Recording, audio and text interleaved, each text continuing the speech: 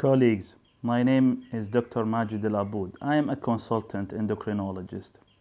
We recently published a paper about the perception of menopause among women from Basra in Iraq.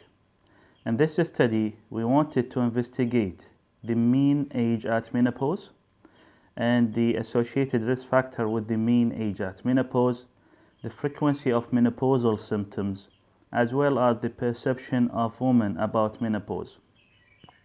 Therefore, we interviewed 500 women in Iraq in two major hospitals, and we found that the mean age at menopause was 47 years.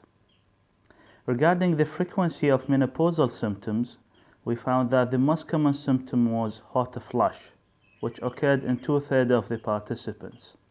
Half of the participants experienced joint and back pain, and 1/3 of them they had a night sweat, and only quarter of the interviewed women complain of insomnia.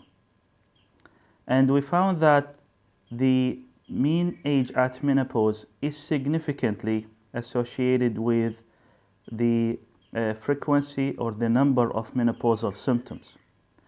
And the younger age of menopause, the more number of menopausal symptoms. Also, we found a significant association between the mean age at menopause and the body mass index. And it seems that leaner women with a lower BMI are more likely to develop menopause at younger age. And very interestingly, we found that 88% of the interviewed women had menopausal symptoms.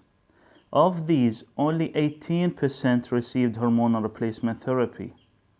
This raises the importance of education of women about menopausal symptoms and about the importance of seeking medical advice and the availability of hormonal replacement therapy and other forms of management of menopause. And thank you.